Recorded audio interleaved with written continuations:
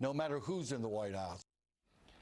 Gene Marks is a CPA and a small business advocate, and he joins us here on Labor Day. Hi, Gene. Thanks for coming in. Hey. Thanks, Blake. Good to see you. Yep. So let's get to NAFTA in a second. First, though, I want to put up a tweet that the president said on this Labor Day, and here it was. He said, quote, "Happy Labor Day. Our country is doing better than ever before with unemployment setting record lows. The U.S. has tremendous upside potential as we go about fixing some of the worst trade deals ever made by any country in the world. Big progress being made." So does the president have it right there? Yeah, he really does, Blake. I mean, listen, I can't say that I agree with everything that President Trump does or says, but on this issue, I got to come out on his side. I mean, just recently, within the past couple of weeks, I mean, the administration announced a deal with Mexico. And the Mexican deal was extremely favorable for American workers. I mean, now, we're asking in Mexico that 75% of automotive work, anything in the auto industry, has got to be done here in the U.S., and that's up from 62.5% in the previous deal. That's a really good deal for American workers. And on top of that, the deal is also saying, again, this is the Mexico side of it, where workers have to be paid more than $16 an hour. At least 40 to 45% of the companies that are involved in this have got to be doing that for their workers. And we all know that wages are much lower in Mexico, and that was driving a lot of work down to Mexico. So for starters, for Mr. Trump, for the unions to say that the president is taking actions against the American worker, particularly on trade, I mean, right now, it's really hard to buy that. I kind of feel it's a little bit of the opposite. I think the president is taking a lot of steps to help the American workers. What about the Canada component, though? Because even Richard Trumka was saying that Canada needs to be involved in a three-way deal between the United States and Mexico. Yeah, I mean, our economies, Mexico, America, and Canada are very much intertwined together. And he does have a really good point. I mean, we are integrated. It is a North American marketplace, and it does make things a lot more easier.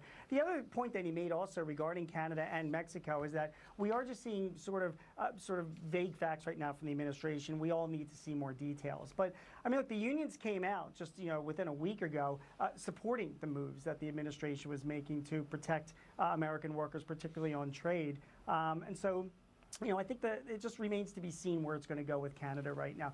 I have a lot of confidence that something's going to be worked out with the Canadian government, and we're going to see a better and revised NAFTA agreement. I mean, let's not forget, Blake, that the core of the president's voting bloc, I mean, his supporters, these are blue-collar people. They are workers all across the country. I meet them all the time when I travel across the country, and I really do think that the president, is taking a lot of steps to try and protect them. So I am expecting to see good things when it comes from Canada's negotiations. Gene, let's get back to Richard Trumka for a second and the comments that he made yesterday on Fox News Sunday, because he feels that while the president has done some good, overall, the president has not been a net plus for the American worker. Chris Wallace said, well, what about the fact that unemployment is under 4% and that the last GDP reading was over 4%? And we're heading toward close to 4 million jobs in the first 2 years created by this president and his administration. And this was the response right here from the head of the AFL-CIO. Watch. No, those are good. But wages have been down since the first of the year. Gas prices have been up since the first of the year. So overall, workers aren't doing as well. He passed the tax bill that encourages companies to outsource. We can't agree to support something like that. Gene, is the average worker better off now or significantly better off now than they were, say, a year or two ago? I think the average worker, their situation is improving. And let me give you 3 reasons why, Blake. First of all, it is a worker's market right now. I mean, every company that I talk to, they are desperate to find good people and skilled people and retain their employees. And that makes it a lot more of a competitive environment for workers seeking better jobs and better, and better wages. There have been studies that have come out recently to say that the majority of American workers right now are happy with the jobs that they have. And when it comes to wages, it's a tough issue, Blake. I mean, I don't know how much the government, short of minimum wage increases, can really do to stimulate wages. I mean, to me, it comes down to myself as a business owner and other business owners. When will competition and the lack of good workers finally turn into increased salaries? And I think we're starting to see that uptick now. There have been recent surveys by payroll companies. Is that because of Paychex the, is that because of the and tax ADP. cut bill, though? Because that's part of the argument that Republicans were making at the beginning part of the year was that the tax cuts would go through. It would be at around this time of the year that people would notice them, and there's November around the corner, and then voters that would turn into Republican votes. Is that theory playing out as we head toward November? No, I don't see that playing out, but I'll tell you the reason why.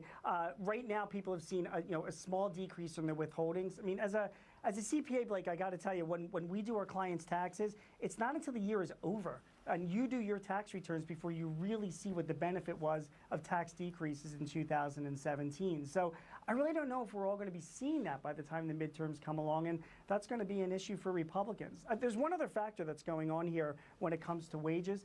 More and more companies are paying their workers in other types of benefits besides just increasing their wages. There's been an enormous increase in paid time off benefits and maternity leave and better retirement benefits and even health care.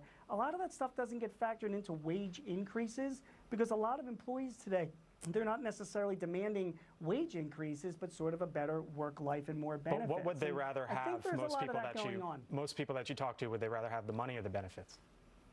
You know, most people that I talk to would rather have a combination of both. I mean, you can't turn down, turn down cash. Right. But here's one thing. The majority of the American workers now, almost 50% right now, are the millennial generation, approximately 18 to 34 years old.